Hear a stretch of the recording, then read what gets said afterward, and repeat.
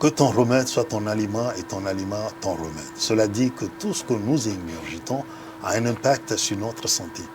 Mais alors, comment faire pour que ce que nous mangeons puisse être utile à notre bien-être complet, mais aussi nous apporter la longévité? Eh bien, à cette question, nous allons tenter de répondre dans votre émission. Les spécialistes vous parlent avec le spécialiste du jour.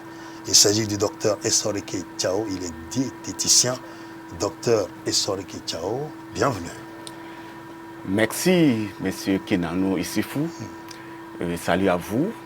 Salut à tous les téléspectateurs et les internautes qui nous suivent actuellement. Merci donc. C'est votre première de venir dans cette émission et on reçoit un diététicien. Ça n'arrive pas très souvent, mais qui est-il, celui-là qu'on appelle un diététicien? Merci pour pouvoir interroger sur la question de diététicien. Et la plupart connaissent plutôt nutritionniste. Mais il faut savoir qu'il y a une petite différence entre un diététicien et un nutritionniste. Un diététicien, il est plus large, beaucoup plus large. Parce qu'un nutritionniste, vous allez voir, dans la plupart des cas, on parlera de telle proportion de glucides qu'il faut à l'organisme, de telle proportion de protéines, de telle proportion de lipides et ainsi de suite. Mais un diététicien, lui, il prend en compte l'organisme dans tout son ensemble, c'est-à-dire l'être humain dans tout son ensemble, et fait une étude approfondie sur l'anatomie. Je vais parler de la composition de l'organisme en profondeur, tous les milliers d'éléments qui composent l'être humain. Oui, qui composent l'être humain. Nous pouvons parler des millions. Et ensuite, aussi étudier la physiologie, c'est-à-dire le fonctionnement de l'organisme dans sa profondeur. Vous voyez? Et quand il finit cette étude, il va étudier ce que nous appelons l'aliment. Et l'aliment, il faut comprendre ici que c'est tellement vaste et complexe. C'est-à-dire tout ce qui est de la nature et qui peut, une fois dans l'organisme, peut l'apporter de la santé et une longévité. Donc, au même moment, la diététique aussi s'en charge de ces maladies dites alimentaires. C'est-à-dire que ce que nous avons consommé nous apporte du bien, mais peut être aussi préjudiciable. Exactement. Vous allez voir, c'est à deux niveaux et c'est à double face. L'aliment, quand vous le mangez bien, il vous apporte cette santé. Alors, mais quand vous le mangez mal, il va au contraire vous créer des maladies. Et ces maladies, la plupart des temps, sont appelées des maladies alimentaires. Eh bien, nous aurons l'occasion dans un prochain numéro d'étudier les maladies alimentaires parce que c'est ce dont on souffre le plus de nos jours, plus que les maladies donc transmises par d'autres agents pathogènes qui sont dans la nature. Aujourd'hui, ces maladies alimentaires prennent beaucoup plus le pas et c'est ce que justement le diététicien va étudier. Mais alors, la question reste de poser, si les gens savent qui c'est, ce que c'est concrètement, mais en même temps aussi, si ce que l'on mange a un impact sur nous et si nous faisons attention justement à tout ce que nous consommons, nous mangeons, nous ingurgitons, comme je le disais dans mon introduction, nous allons justement interroger l'opinion et nous allons revenir pour essayer, nous autres, vous et moi, j'allais dire, de répondre aux chers téléspectateurs et internautes qui nous regardent. Notre micro-santé. Je n'ai aucune idée précise. Nous devons toujours faire attention à ce que nous mangeons. Il faut toujours manger sain, équilibré, qualitativement et non quantitativement. Lorsqu'on mange bien, déjà, votre aliment, ce que vous prenez, vous donne une bonne santé. Et vous n'allez pas tomber malade chaque fois et en ira à l'hôpital. Au moment des fêtes, on mange de quoi on veut, on boit comme on veut. Mais il y a des conséquences qui se cachent derrière après. C'est vrai que nous sommes à la fin de l'année, mais cela ne nous permet pas de faire de n'importe quoi, c'est-à-dire de sauter sur les premiers venus, les premiers plats à servir et tout ce qu'on trouve autour de nous. Je vous conseillerais plutôt de manger vraiment sain, de s'orienter plutôt dans les fruits, dans les légumes, dans les laitues et autres pour avoir une bonne santé. Cela compte vraiment. Il faut faire beaucoup attention. Et quand on mange, il faut aussi penser que demain, qu'on ne tombe pas dans des maladies ou bien qu'il y a des conséquences négatives concernant notre santé. Retour donc à notre invité, le spécialiste du jour, le docteur Essor Keitao. Il est diététicien. Alors, c'est vrai que notre thématique, enfin notre thème, c'est l'apport de la diététique à la bonne santé de notre organisme. Mais vous êtes allé jusqu'à toucher la longévité. Alors, pourquoi ajouter la longévité? Oui, et effectivement, vous savez, quand l'homme naît, il grandit, puis il vieillit. Maintenant, vous allez remarquer que, et pour la plupart, si les gens ne savent pas comment manger, alors vous allez voir que nous parlons de comportement alimentaire. Si les gens n'adoptent pas de bons comportements alimentaires, c'est ce qui fait que ça raccourcit la vie. Vous allez voir que quand nous sommes nés, la possibilité est que nous puissions atteindre 100 ans de vie au-delà. Alors, mais malheureusement, vous allez voir dans l'espace de 50 ans, 65 ans ou 70 ans, où la plupart meurent. Donc, au jour au lendemain, les petites erreurs alimentaires que nous commettons s'accumulent progressivement, silencieusement, en cause. Et quand ça avance, ça engendre des maladies dites alimentaires. Et vous-même, vous avez dit ça, que les maladies alimentaires, c'est elles qui occupent le pourcentage le plus élevé. Elles peuvent même couvrir 70% des maladies dont nous souffrons. Absolument. Oui, alors, et c'est elles aussi qui raccourcissent la vie de l'homme. Et donc, justement, ces mauvais comportements, sinon ces comportements non contrôlés, alimentaires, comme vous les avez désignés, réduisent, diminuent notre espérance de vie. Exactement. Sinon, en termes de projection, on est censé vivre au-delà de 100 ans, comme vous le dites. Comme vous allez la preuve, il y a des gens qui vivent au-delà de 100 ans jusqu'à aujourd'hui. Bien sûr, ça veut dire quoi? Et ces personnes savent l'importance de la diététique dans leur vie. C'est-à-dire ils savent se comporter sur le plan alimentaire. Puisque, vous allez voir, comme nous avons dit, la plupart de notre santé, la base même de notre santé réside dans ce que nous mangeons. Si nous mangeons bien, ça nous donne la possibilité d'avoir une meilleure santé et en plus de ça, vivre longtemps. C'est-à-dire qu'une meilleure santé égale une longévité. Exactement. Alors ici, on met Dieu de côté. Oui. On met Dieu de côté. Non. Parce que je suis sûr que les gens nous regardent, ils vont dire, qu'est-ce qu'il dit? Il y a Dieu. Dieu a donné la possibilité à l'homme de vivre heureux, mais pour vivre heureux, il faut avoir la santé. Donc l'homme doit faire des sacrifices, l'homme doit investir aussi dans sa longévité. Ce sacrifice, c'est quoi? C'est savoir bien manger. Dieu, il a mis toutes choses à notre disposition. Il nous a, comment dirais-je, construit, c'est-à-dire, il nous a menés sur cette terre. Et au même moment, il ne nous a pas laissés. Il a aussi établi ce que nous devons manger pour vivre en bonne santé et en longévité. C'est son amour, c'est ça. C'est comme les engins que nous-mêmes, nos intelligences nous ont amenés à fabriquer. Et pour que l'engin dure, il faut qu'on l'entretienne. Il y a des pièces de rechange. Il faut les vidanges. Tout ça là. C'est comme ça l'être humain aussi, comment dirais-je, fonctionne. Voilà. Donc, mais l'être humain... C'est cette partie qui rejoint donc la physiologie dont vous parliez dans la diététique. Exactement. Même comme vous... Et donc vous prenez donc les organes, les pièces de l'être humain, enfin, disons je veux dire organe, pas vous les étudiez en profondeur et vous savez que cet organe-là, voilà ce qu'il lui faut. Exactement, c'est ce que vous avez dit. Nous avons pris presque les parties ou les organes les plus essentiels, les organes vitaux ou les parties vitales, étudiées en profondeur pour mieux comprendre et aller à la nature que Dieu même a créée, pour étudier, voir quels sont les éléments de nos organes-ci ou bien les parties les plus importantes. En les choisissant intégralement et donnant à notre organisme, il s'entretient et il a cette bonne santé, cette santé parfaite. Alors, pour mieux comprendre et être pratique, parce que vous l'avez dit, la diététique, c'est pratique. Alors, je prends le cœur il y a ce qu'il faut donner au cœur. Je prends le foie, il y a ce qu'il faut donner au foie. Je prends les reins, il y a ce qu'il faut donner aux reins. C'est ça. Mais est-ce que toutes les parties du monde ont tout ce dont vous parlez, tout ce dont le cœur a besoin, par exemple? Si je viens en Afrique, est-ce qu'en Afrique, il y a tout ce dont le cœur a besoin? Je viens en Asie, en Europe, est-ce qu'il y a tout? Vous dites Dieu a tout mis à notre disposition. La nature, oui.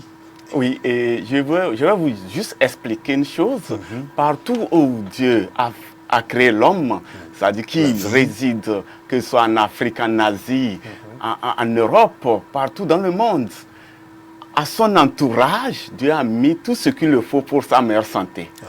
Alors, donc c'est comme ça. Et je vais même vous expliquer, c'est là qu'est partie la diététique. La diététique, nous l'utilisons chaque jour au quotidien. C'est ça nos aïeux ont utilisé avec sagesse. Et ils ont vécu longtemps, avec une meilleure santé. Alors donc nous ignorons cela aujourd'hui. Ça veut dire que la diététique, en fait, tout le monde le pratique, mais sans le savoir. Mais aujourd'hui, le problème est que les gens l'ignorent et ils le pratiquent mal et ils ont des problèmes de santé. Vous voyez, donc là, c'est là l'importance. Nous avons juste fait les études dans le domaine. Je ne vais pas vous donner mon exemple parce que moi-même, j'ai été victime des maladies alimentaires depuis mon enfance jusqu'en classe de 4e. C'est-à-dire ma maman même qui m'allaitait, quand elle mange certains aliments, elle peut m'allaiter, je prends ça, je tombe malade. Donc une fois grandi, elle a pris soin de me citer les aliments en question. Mais quand je fais la tête dure, je les prends parce que j'ai le plaisir là-bas, je tombe forcément malade. Donc c'est d'où même la passion pour la diététique est venue à moi. Puisque quand je faisais la 4e, ma passion était la santé, mais quelle spécialité? Les sciences naturelles. Voilà, la biologie. C'est ça, quelle spécialité de la médecine? Ce qu'on appelle aujourd'hui sciences et technologies. Les choses évoluent. Hein. Oui, c'est vrai. C'est vrai. En ce moment, je n'ai pas trop cette notion de la diététique, mais je sais qu'il y a la nutrition. Alors, ça m'est venu, mieux vaut connaître son organisme et savoir ce qu'il faut manger pour rester en bonne santé. Et donc, c'est là que la passion de la nutrition ou la diététique est venue en moi. Et effectivement, ça fait 10 ans de cela, je suis dans le domaine. C'est-à-dire que j'ai déjà commencé les stages depuis les années 2013 et j'ai compris beaucoup de choses. C'est ça qui m'a aidé jusqu'alors j'ai une parfaite santé. Alors, ça veut dire que le diététicien, tu vois, c'est un terme, j'y arrive, hein, c'est pas facile à prononcer. Je suis sûr que beaucoup de gens à la maison essayent, mais comme moi, ont de petits soucis. Alors, c'est vrai que c'est un spécialiste qu'on connaît peu parce que l'on pense que c'est venu d'ailleurs, mais vous avez dit que depuis toujours nos aïeux, nous avons toujours pratiqué la diététique. Alors, la diététique, cela étant, est-ce que si vous êtes diététicien et que vous êtes africain, vous ne connaissez que la diététique africaine parce que vous dites toutes les parties du monde finalement ont leur diététique, et je veux le dire comme ça, c'est vous le spécialiste, ou bien vous êtes à même aussi de nous dire, j'ai étudié également le chinois, j'ai étudié également l'européen, l'arabe, enfin... Oui, et il faut savoir d'abord que les sciences ont évolué. Ici, c'est la science, la diététique, c'est une science et au même moment un traitement. C'est-à-dire que l'étude a été faite pour tous les continents et là, nous savons que pour le chinois, c'est ce que ça lui demande. Alors, pour l'américain, c'est ceci. Pour l'asiatique, pour l'africain, tout le monde. Donc, c'est pourquoi aujourd'hui aussi, nous sommes ici. Mais j'ai fait les études à l'étranger aussi. Donc, je reçois, au même moment, les Africains, je reçois aussi les Européens pour les soins ou les conseils. Voilà. Et donc, là où vous êtes aujourd'hui, si quelqu'un appelle la chaîne demain, votre diététicien, je voudrais le rencontrer, mais moi je suis asiatique, mais moi je suis... Il n'y a pas de souci, la personne peut venir. Bien sûr. Vous pouvez la conseiller parce que vous avez les éléments pour répondre à ces inquiétudes en tant qu'asiatique, en tant qu'européen, en tant qu'arabe.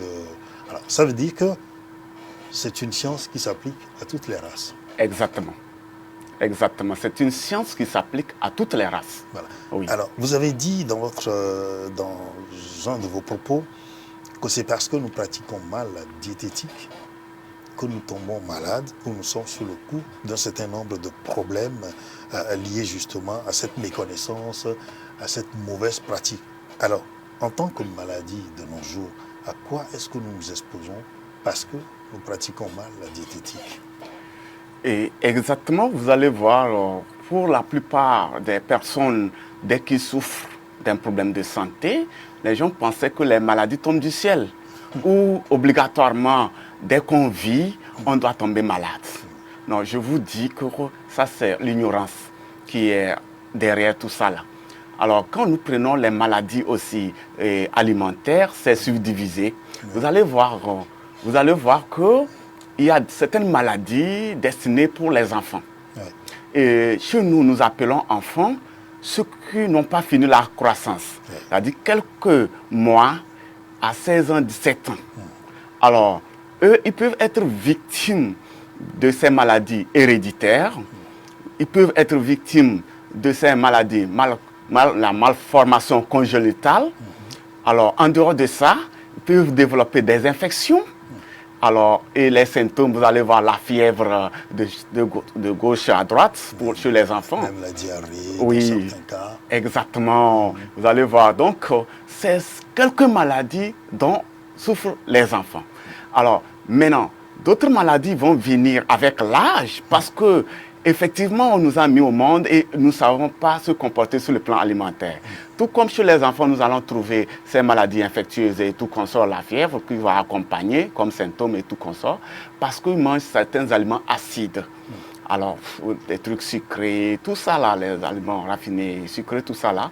Alors donc, l'acidité vient et ces maladies viennent. Maintenant, quand nous finissons la croissance, 18 ans ou 20 ans en allant, nous allons faire face à d'autres maladies. Alors ça veut dire que, en dehors des maladies infantiles, c'est-à-dire infectieuses chez les enfants, qui peuvent s'aggraver si nous ne savons pas nous prendre. Alors, c'est-à-dire, maintenant, vont s'ajouter certaines maladies, spécialement que nous appelons maladies cardiovasculaires cérébrales. Voilà. Et en plus d'autres, comme vous avez dit tout à l'heure, les organes vitaux qui peuvent aussi avoir, ou les parties vitales qui peuvent être affectées. Voilà.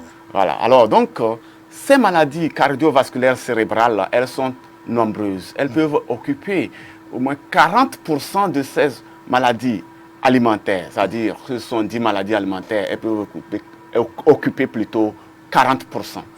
Alors, pourquoi ces maladies arrivent? Pourquoi nous serons victimes de ces maladies?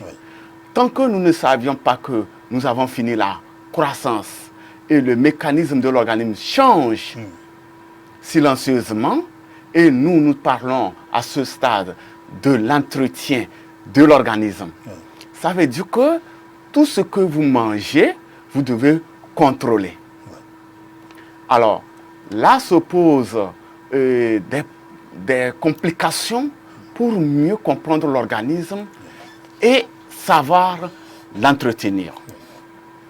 Silencieusement, les gens ne savent pas d'abord, parce que tout ce que nous mangeons se transforme en glucose, que ce soit doux ou amer, ce que nous avons ingéré.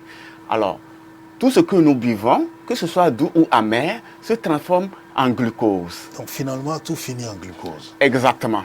C'est là vous allez savoir qu'il y a des gens qui se sont dit que seuls ceux qui consomment le sucre vont développer le diabète. Et eux, malheureusement, ne consomment pas le sucre en état, mais ont été victimes du diabète d'un jour à un autre. Tout comme les hypertendus, quelqu'un dira, non, moi je ne consomme pas l'huile, je ne consomme pas les viandes grasses, mais lui voilà hypertendu. C'est que pour les problèmes de santé, il y a plusieurs causes. Alors, je vous parle maintenant de l'excès de l'aliment par rapport à l'énergie dépensée.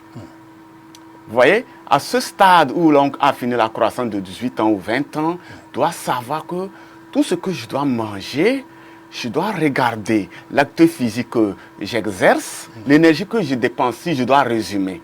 C'est-à-dire, dans tout ça, là, il y a l'acte psychologique, il y a l'acte physique, il y a le sport et tout consort. Or, aujourd'hui, la vie est sédentaire. la sédentarisation, on ne fait pas trop d'activités physiques et tout consort, mais nous prenons l'aliment comme plaisir. C'est-à-dire que nous nous chargeons, mais nous avons du mal à nous décharger. Exactement.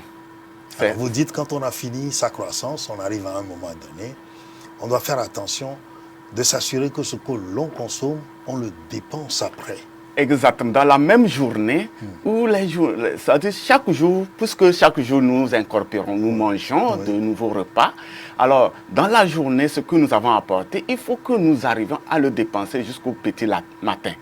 Alors avant d'incorporer un autre. Alors ça veut dire que si je mange, alors ce soir, si vous voulez, ou un soir, je mange jusqu'à peut-être à 22 heures, il faut que je puisse m'assurer que jusqu'avant 6 heures du matin, je l'ai déchargé. C'est ce que vous voulez dire?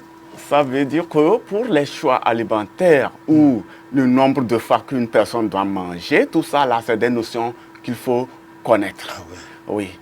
C'est là, vous allez regarder les dépenses énergétiques que vous effectuez. C'est-à-dire que mes activités quotidiennes, Exactement. est-ce qu'elles me permettent de pouvoir vider ce que je mange? Exactement.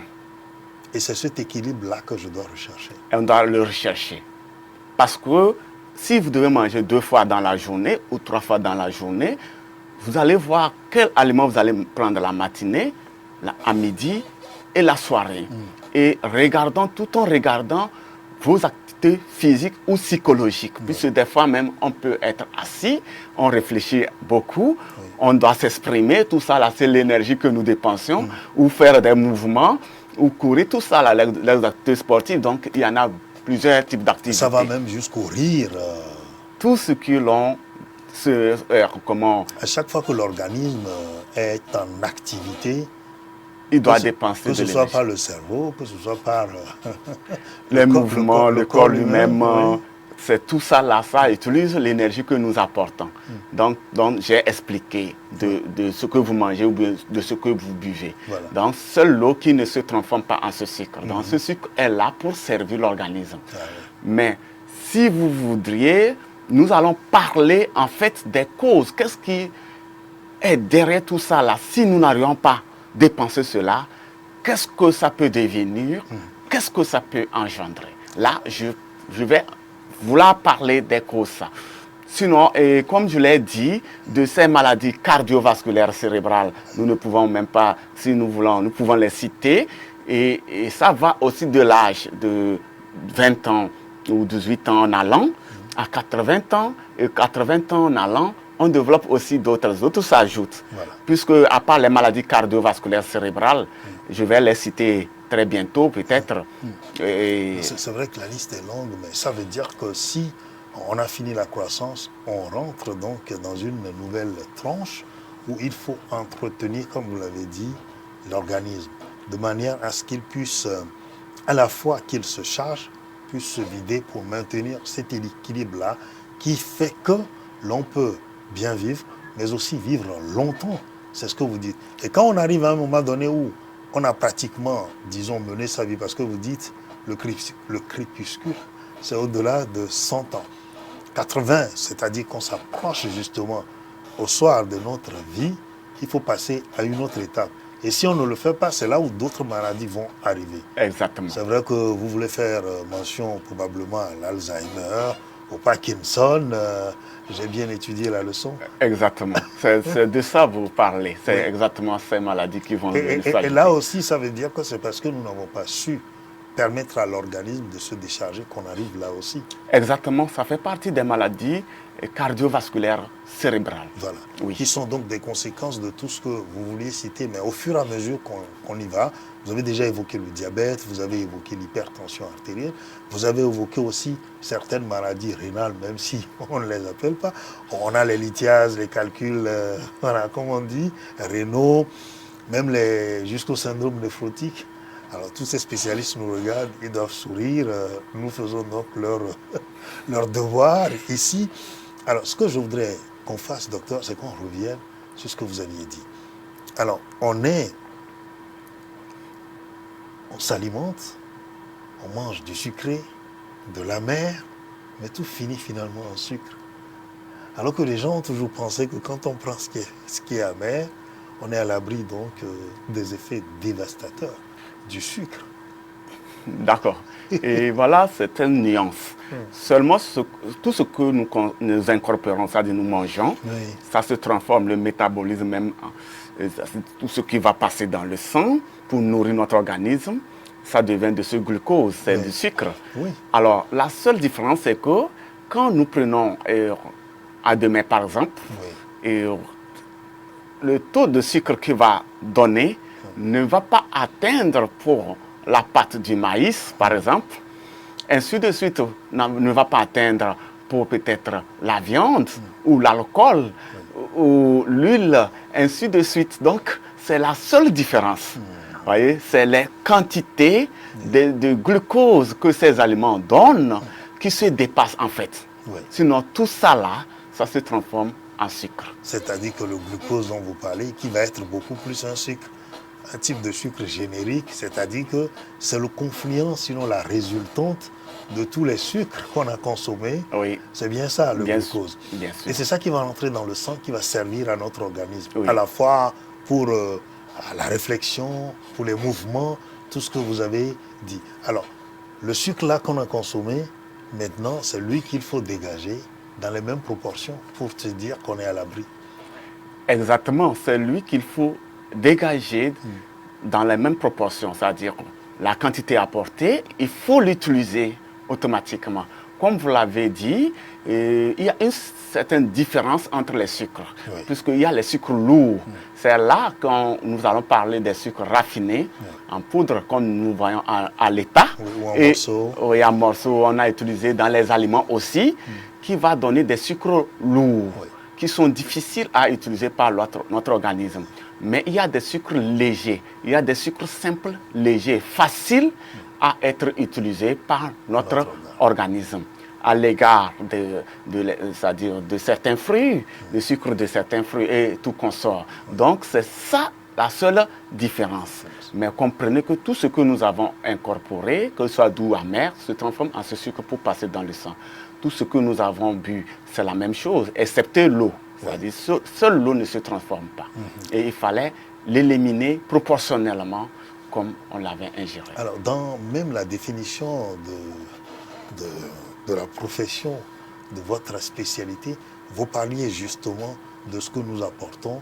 Mais il y a, j'avais évoqué Dieu, mais le jeûne n'est pas que religieux. Hein. Alors, le fait de s'abstenir de manger, il faut que nous éclaircissions cet aspect aussi, parce qu'on dit le jeûne, c'est très bénéfique pour l'organisme. Comment expliquer que le fait que je ne mange pas puisse m'aider? Oui, effectivement, le jeûne, il est très fondamental pour la santé. Puisque quand nous consommons, il y aura toujours des réserves. Des réserves, c'est que je devrais juste en venir à cela. En vous expliquant qu'une fois que le sucre est dans le sang, une partie de ce sucre est destinée pour la vie de nos cellules. Les cellules l'utilisera pour nous fournir de l'énergie.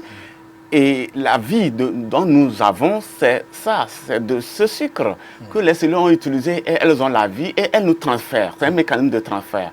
L'énergie, et elles nous transfèrent l'énergie.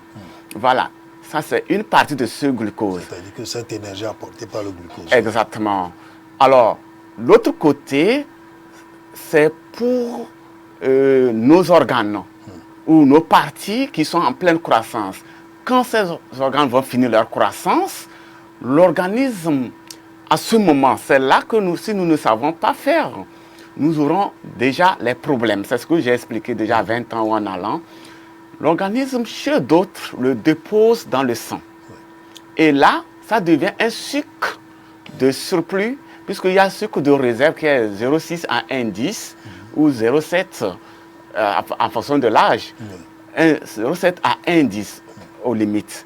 Donc, en dehors de ça, de cet excès de glucose qui est là, dont nous avons fini la croissance, qui ne servira pas, est toujours en réserve. Chez d'autres, quand il n'est pas utilisé, quand vous n'allez pas, c'est-à-dire les moments de jeûne, l'organe peut s'en servir pour que ça ne crée pas des problèmes d'un jour au lendemain. Et donc le jeûne permet justement d'utiliser la réserve donc, de sucre Exactement. qui a été créée parce que nous avons fini notre croissance et que nos cellules ne l'utilisent plus tellement. Et donc, prenant conscience qu'à partir de 17 à 20 ans en allant, mon organisme ne croît plus, je dois faire attention à l'apport du sucre à mon organisme. Optez pour peut-être les sucres légers. Vous allez nous donner ces conseils vers la fin de cette émission. Et c'est justement le fait que les cellules de croissance ne consomment plus ce sucre-là que cela se dépose et le jeûne va permettre maintenant de l'absorber et de nous décharger.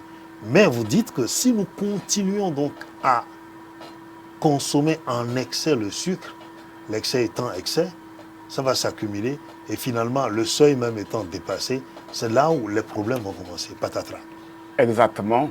Seulement, comme vous l'avez dit, déjà avec le jeûne, ça va brûler l'excès de sucre ou une activité physique intense Oui. ou sportive va permettre de brûler cela. Oui. Maintenant, si nous ne le faisons pas, automatiquement, vous allez voir, le taux de sucre commence à s'accumuler dans le sang et vous allez voir, c'est par là, ce chemin, que les gens sont sortis diabétiques. Alors, c'est là que les gens sont devenus diabétiques.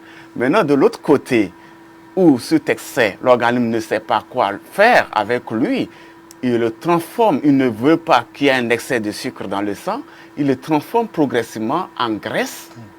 Et pour être stocké, il y a les réserves de graisse naturellement sous l'abdomen, on le stocke en graisse. Sous la peau, vous allez voir, ça va stocker une partie. Mais que vous soyez gros ou mince, nous avons les deux types de réserves, mais qui sont limitées. Dès que ça serait plein, ça serait rempli, l'organe ne saura pas où les déposer. Et voilà, il commence à les déposer dans nos vaisseaux sanguins. Puisqu'il va chercher de l'espace. Exactement. Et dans les vaisseaux, puisqu'il y a de l'espace, il va chercher à les déposer dans les vaisseaux.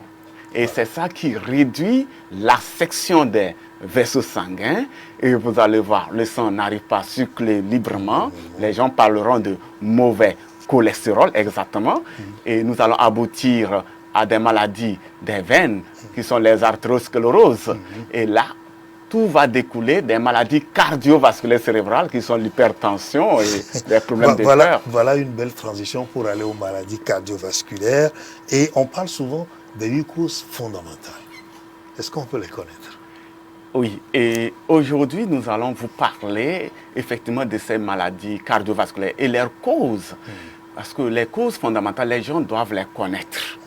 Alors, ces causes, rapidement, je vais vous dire que dès qu'on a un problème de rein, on peut avoir les problèmes cardiovasculaires cérébraux. Un problème de cœur peut survenir là-bas. Dès qu'on a un problème thyroïdien, la thyroïde, hypertrophie thyroïdienne, tout ça là, on peut développer les maladies cardiovasculaires cérébrales. Dès que nous avons, j'ai déjà parlé de ça, de cet excès d'aliments, de cet excès de glucose dans le sang, voilà où j'allais en venir déjà, je vais continuer avec ça, et que les vaisseaux commencent à se boucher, le sang n'arrive pas à passer librement, voilà, la pression dans les vaisseaux commence à augmenter. Là, quand quelqu'un a peut-être la valeur 10 de tension ou 11, va voir sa tension aller à 12, il va voir la tension aller à 13, et ainsi de suite. Et progressivement, ça monte. Progressivement, un jour, il est déclaré hypertendu. Alors, quand nous prenons même les âges de 20 ans à 40 ans, on doit être dans 10 comme tension, 18, 11, 12. Des fois même, je ne conseille pas que les gens aillent jusqu'à 13. Parce que je vais citer tout à l'heure les autres causes de ces maladies cardiovasculaires cérébrales. Voilà, qui vont l'exposer rapidement à un risque, à un danger. Alors, maintenant, si on atteint 50 ans, là, on peut atteindre 14. Mais la limite, c'est 14,8. Voilà, la limite. Ça veut dire quoi? Si on n'atteint pas 50 ans, on ne peut pas atteindre la valeur de tension 14. Même je dis, même aujourd'hui, voyant ce que nous vivions, je ne conseille même pas déjà dans 13. Pour ceux qui sont moins de 50 ans. Alors, je viens pour expliquer les autres causes. Alors, les causes, il y a aussi les caillots de sang. De ce que nous mangeons, tout est raffiné à l'usine. et transformés avec les produits chimiques. De ce que nous cultivons aussi sur nos sols, c'est chimique. Et tout ça, là, ça favorise la formation des caillots de sang. Et au fur et à mesure que le temps passe, quand l'on avance dans l'âge, le nombre de caillots de sang se multiplie dans le sang et c'est ce qui l'expose facilement à des maladies cardiovasculaires cérébrales comme les paralysies et thromboses, voilà, de cause thrombolique, ou les AVC, puisqu'il y a déjà l'artériosclérose. J'ai déjà parlé de ce bouchage des vaisseaux sanguins par les mauvais cholestérol qui réduisent la voix et facilement au niveau cérébral, au niveau du cerveau. J'ai parlé des parties vitales où les vaisseaux sont très fins. Ce caillot de sang peut boucher facilement et exposer la personne à une paralysie ou à un AVC. Voilà. Voyez. Puisque le sang ne circule plus, l'oxygène ne va plus au cerveau. Exactement. Alors que ce sont les aliments essentiels du cerveau qui se bloquent. Voilà. Alors donc, voilà les causes internes. Déjà, quand nous sommes nés déjà à l'âge de 18 ans ou 20 ans, nous avons fini la croissance. Et nous-mêmes, nous avons commencé à développer les causes internes. Il y a les causes externes. C'est vrai, je ne suis pas un spécialiste dans le domaine. Mais comme je suis ma spécialité diététique aussi dans le cardiovasculaire cérébral sur le plan international, nous intervenons. Alors, les causes psychologiques, quand il y a le stress, là, ça déclenche les causes internes, puisqu'il y a les caillots de sang dans le sang et que le cœur envoie le sang plus vers le cerveau, puisqu'il y a le stress, le cerveau demande plus de sang. Et ces caillots de sang dispersés partout dans l'organisme peuvent aller au niveau du cerveau, dans les petits vaisseaux du cerveau, boucher et amener. Déjà que ces vaisseaux sont petits et qu'il n'y a pas assez de voix, quand un caillot va encore s'y loger, ça veut dire que cela complique. C'est ça, la situation chez le patient. Alors, suite à une émotion forte, voilà, on a annoncé à la personne une mauvaise nouvelle et le cœur se saute, ça envoie le sang avec une grande vitesse. Et une pression également. Exactement. Et les vaisseaux qui sont déjà fragilisés, ces caillots de sang qui viennent, et voilà, ça une crise. Un choc, un trouble. Au niveau du cerveau. Alors, et une crise survient chez la personne. Voilà pourquoi les gens piquent les crises. Alors, ou sous l'effet de l'énervement, c'est la même chose. Une personne qui s'énerve à une situation donnée et la crise le surprend. Parce qu'il a déjà les causes internes. La personne qui n'arrive pas à dormir assez, et le cerveau continue de travailler. Et quand il travaille toujours, il fait appel à ce sang, puisque c'est dans le sang qu'il va trouver de glucose et de l'oxygène. Et le cœur toujours envoie le sang plus vers le cerveau et ça amène des dangers de paralysie. Là aussi, il y a surcharge, parce que la demande est incessante. Exactement. Et il va y avoir également saturation. Exactement. Alors donc, c'est ça qui expose à ces dangers. Dans des circonstances où ça a bousculé la personne, vous allez voir, dans des circonstances, des accidents, on ne l'a pas souhaité. La personne a été bousculée dans l'accident, même s'il n'y a pas eu un choc comme ça, vous allez voir, quand il se lève, une paralysie est survenue. Voilà. Parce que ça l'a bousculé et le sang est monté au niveau du cerveau avec ces caillots de sang. Voilà donc, ou dans des positions même, des gens qui vont dans les salles de douche pour se doucher et dans des positions accroupies subitement et ça lui prend par une paralysie. Alors, il succombe, des gens meurent comme ça dans certaines circonstances. C'est vrai qu'on a appris que les gens étaient en train de se doucher et puis ils sont tombés et ils ne sont plus revenus. Alors ce que vous nous dites là, ça touche donc un peu à toute forme de paralysie, ce que vous êtes en train de décrire.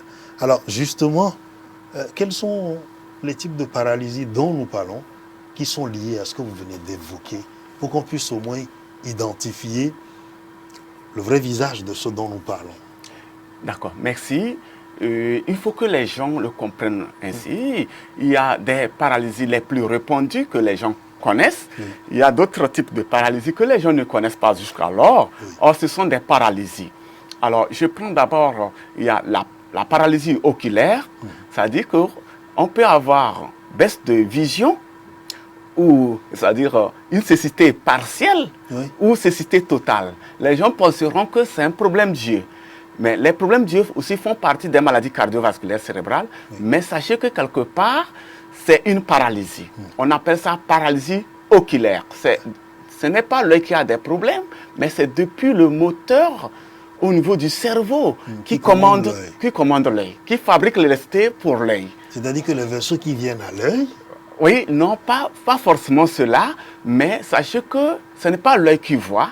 L'œil est comme l'ampoule qui doit être en bon état, mais avant que l'ampoule puisse illuminer, il faut que le groupe électrogène envoie le courant.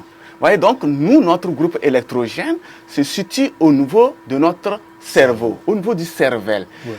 Bon, je vais ouvrir juste une petite parenthèse. Vous savez qu'au niveau du cervelle, de ce cervelle, il y a plus de 300 moteurs qui commandent toutes les parties de notre organisme ou les organes. Alors vous dites que cette petite cervelle-là va comporter 300, c'est bien ça, source d'énergie? Plus de 300, puisque vous allez voir, les 5 mains que vous voyez que je bouge, c'est-à-dire, excusez-moi, les 5 doigts que je bouge, chacun a son moteur spécialement au niveau du cerveau.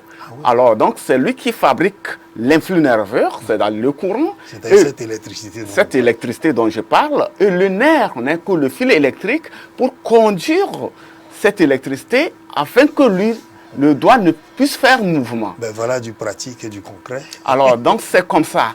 Ça peut arriver que c'est son moteur, le petit vaisseau qui l'irrigue, qui a été bouché par ce minuscule caillot de sang et que le débit de sang a chuté, ce moteur ne peut pas recevoir c'est-à-dire le glucose et l'oxygène pour fabriquer maintenant cette électricité, pour le commander. Donc, vous allez voir que des fois, les gens même ont une paralysie d'un doigt. S'il était dans cet état avant que ce bouchage ne parvienne, il reste ainsi. Il reste raide. S'il était comme ça, il ne va plus se lever. C'est la même chose quand vous allez voir au niveau des yeux. Donc, l'œil, en réalité, c'est comme l'ampoule, mais qui est un peu complexe. Il a beaucoup d'éléments. Il y a la vie chez nous. Au niveau de l'ampoule, il n'y a pas la vie. Donc, il doit être en bon état, irrigué par ces minuscules vaisseaux qui viennent à l'œil. Maintenant, une fois que l'œil est en bon état, ce n'est pas lui qu'il va voir. C'est son moteur qui fabriquera l'électricité pour l'envoyer. Voilà, il prend la lumière, il y a les milieux transparents de l'œil qui va canaliser la lumière, qui va réglementer la lumière. Et cette lumière, dans tout ce qui est dans la lumière là, le moteur du cerveau va étudier ça, analyser et renvoyer à l'œil. Et maintenant, nous voyons. C'est la même manière quand je m'exprime, ça fait déjà plus de 5 moteurs qui entrent en jeu. Voilà. Et donc, on va voir à ce niveau aussi sa paralysie à la bouche. Exactement. C'est pourquoi vous allez voir les différentes paralysies liées. Vous allez voir la paralysie faciale, c'est-à-dire là, ça tourne la bouche d'un côté.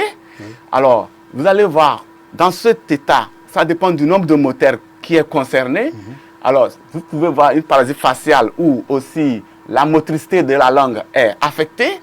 Il n'y a pas la parole, la personne perd la parole. Ça veut dire que son moteur, il y a un moteur spécialement qui commande la motricité de la langue. Il y a un moteur même pour la sécrétion de la salive qui est au niveau du cerveau. Si c'est ce moteur qui est affecté, il n'y aura plus la salive dans notre bouche. Il y a un moteur pour le goût. Si c'est ce moteur qui est affecté au niveau du cerveau, on n'aura plus de tout ce qu'on mange, on n'a pas de goût. Il y a pour l'odorat, on ne sent rien absolument. Une paralysie qui vient là-bas, on ne sent rien. L'audition, c'est la même chose. On n'entend pas bien. Voilà les types de paralysie. Ou bien la monoplégie, où c'est le bras, la motricité du bras qui baisse, ou carrément le bras est bloqué. La monoplégie, nous appelons ça la monoplégie. Bien sûr.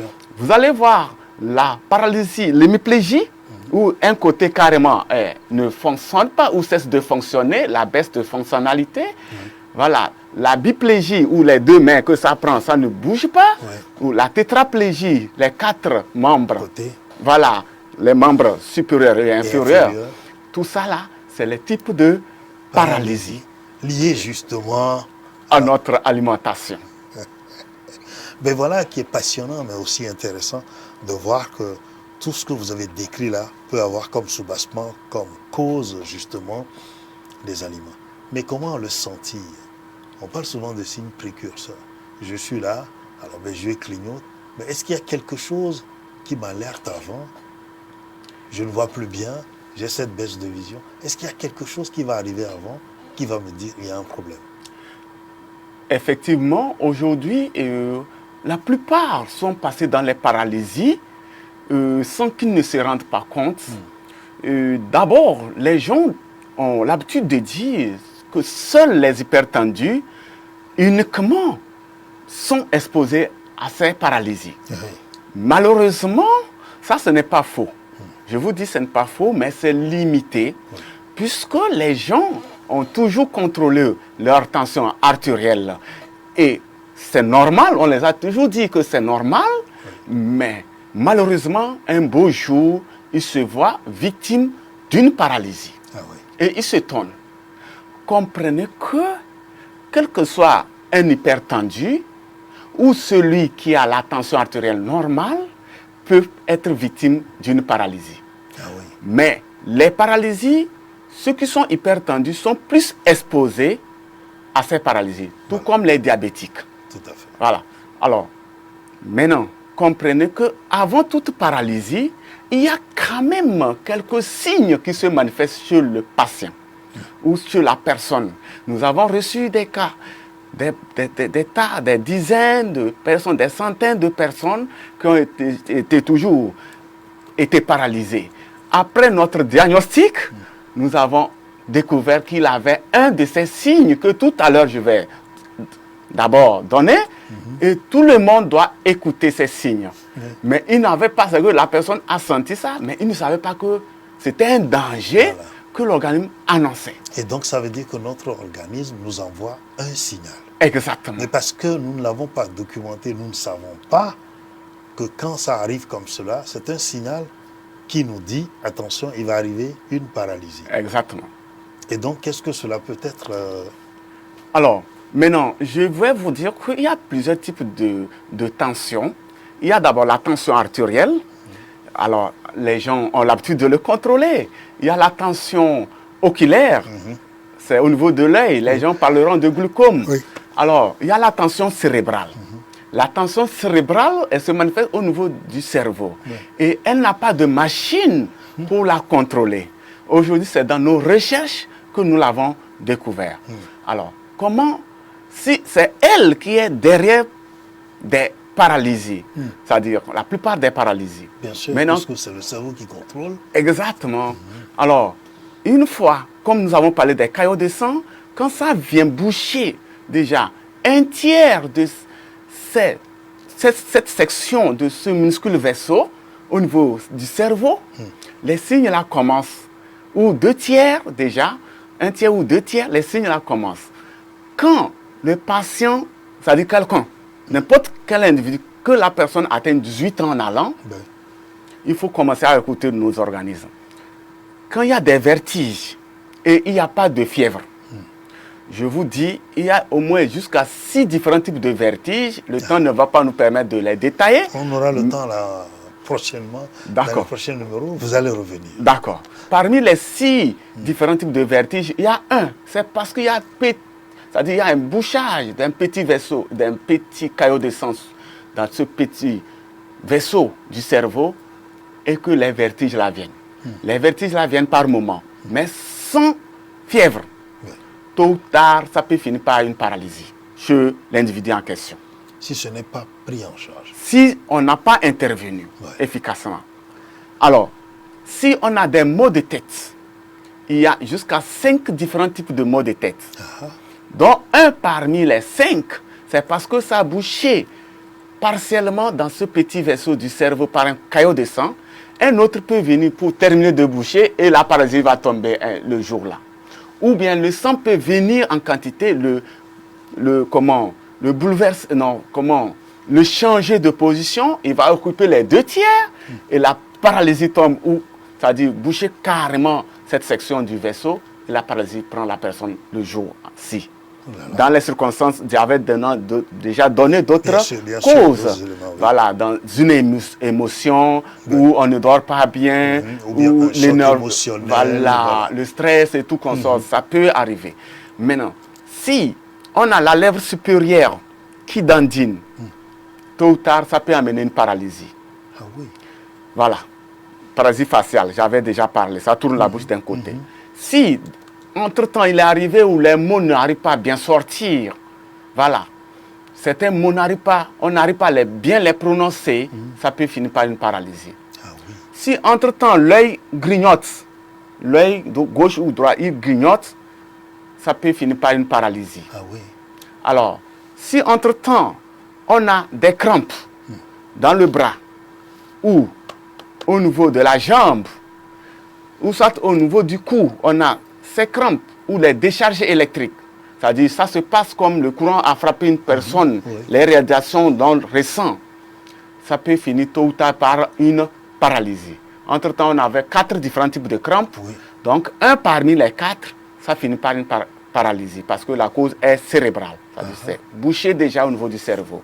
Ça peut terminer de boucher et le jour-là, la paralysie tombe. Alors, si entre-temps, moindre chose, le cœur de la personne sursaute, je vais parler des palpitations du cœur ou les arythmies. C'est-à-dire, le rythme cardiaque change. Qui s'accélère. Voilà. Ou moindre chose, moindre bruit, les fermetures des portes, moindre cri, les bruits là, et que le cœur de la personne palpite, Oui. bah, rapidement, il y a un danger. La paralysie n'est pas loin. Tôt ou tard, ça peut venir. Ça n'avertit pas. Ça peut arriver à tout moment. Mais voilà quand même des éléments, des signes qui vous disent que quelque chose est en route. Exactement. Ou on a une baisse de sensibilité sur un côté. Tôt ou tard, la paralysie n'est pas loin. C'est-à-dire, elle va arriver. Ou au niveau de la nuque, on a une lourdeur. On sent une lourdeur au niveau de la nuque. La paralysie n'est pas loin. Tôt ou tard, ça peut arriver. Ou bien une faiblesse au niveau des pieds. Le pied devient flaque.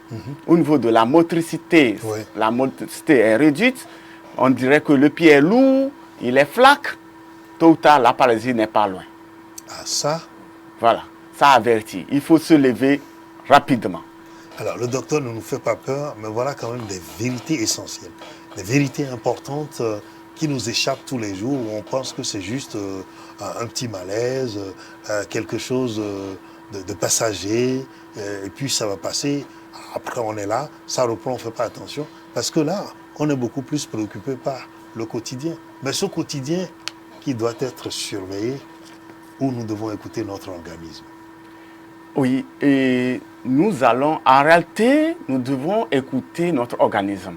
Chaque jour que Dieu fait. Tout le temps. Tout le temps, on doit l'écouter. Par exemple, c'est ce que nous avons dit déjà plus haut, qu'en réalité, on devait connaître notre organisme. Et c'est là l'erreur, puisque nous ne connaissons pas notre organisme, ça fait que nous n'arrivons pas à l'entretenir.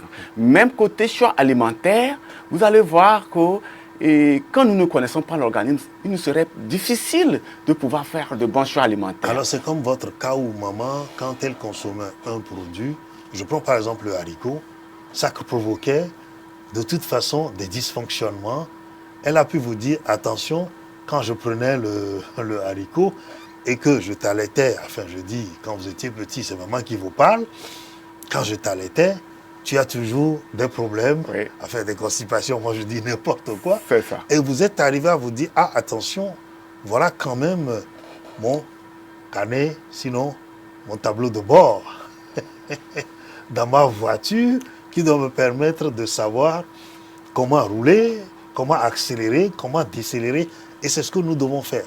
Si aujourd'hui je mange un aliment et que cela me porte préjudice, cela me porte un petit mal, quel que soit le degré, il faut que je me dise, ah, attention, cet aliment-là, il n'est pas forcément bon pour moi. Soit en quantité, soit totalement, c'est-à-dire que je me le décommande. C'est ce que vous nous expliquez.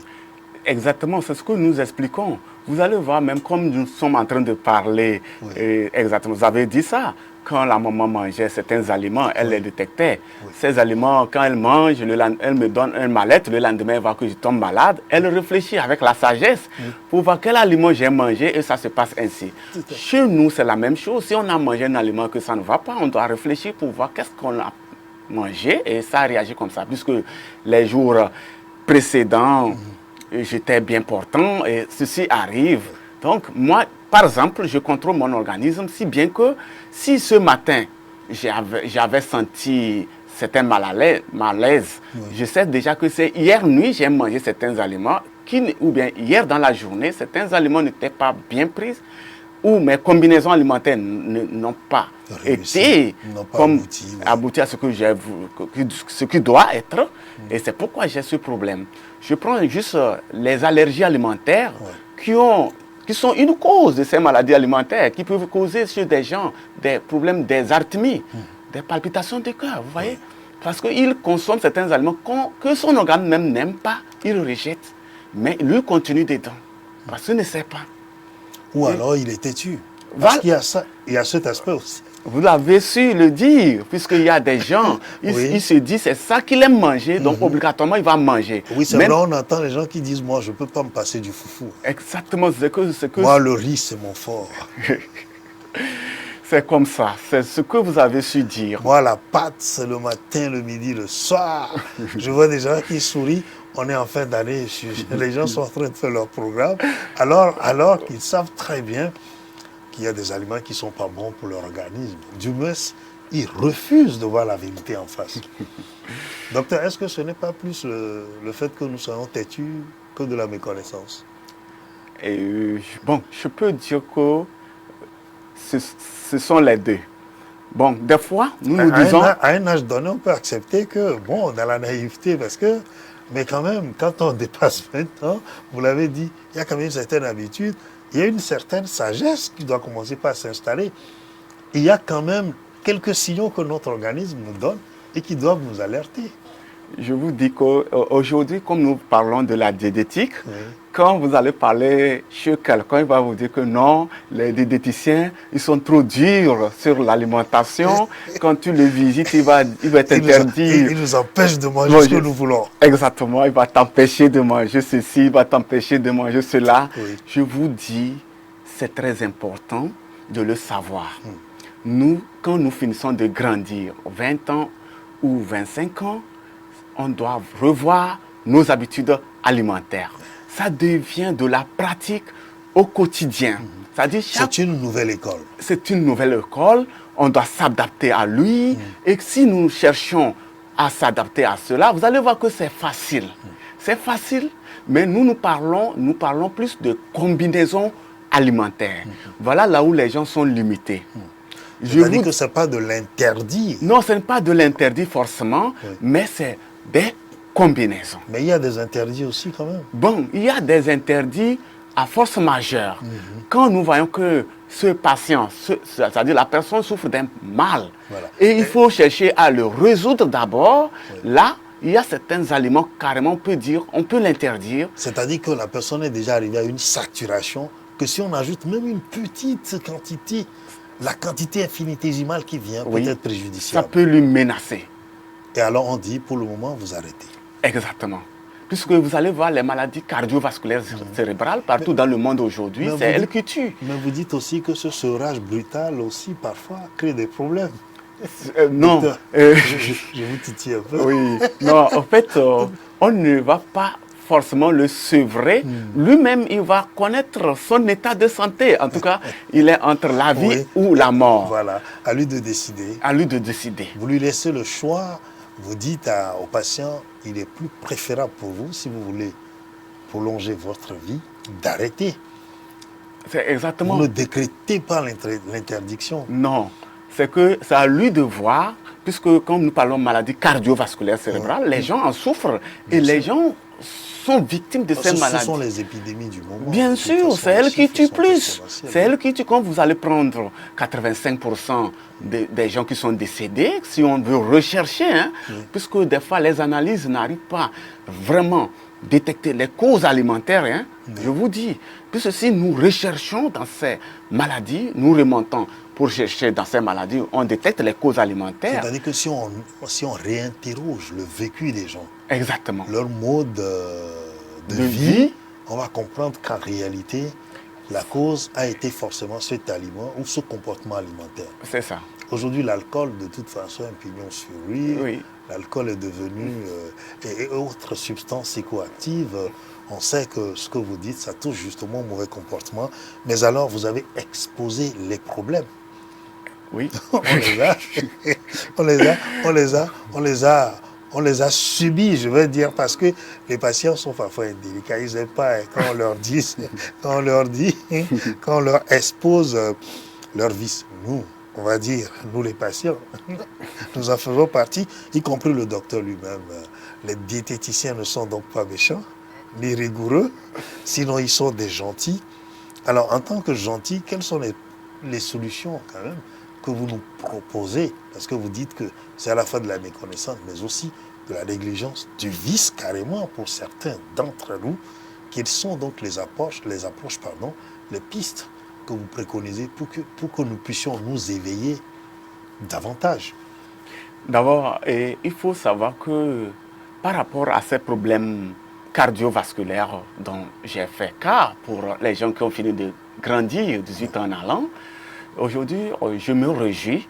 Je dis vrai que quand nous faisons ces émissions, c'est avec une fierté. Ce n'est pas pour rendre peur à quelqu'un d'autre, mais quand on a un problème de santé et on ne connaît pas l'origine, ça dit qu'on est dans le noir. Et c'est ça qui fait que les gens qui sont déjà victimes voient, malgré les soins qu'on fait, vont voir qu'à la longue, le mal s'aggrave et ça finit mal.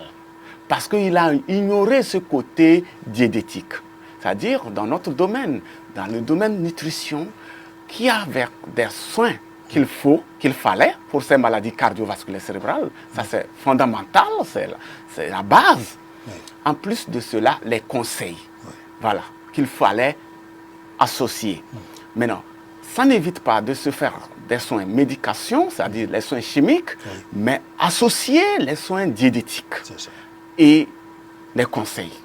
C'est dans la diététique aussi.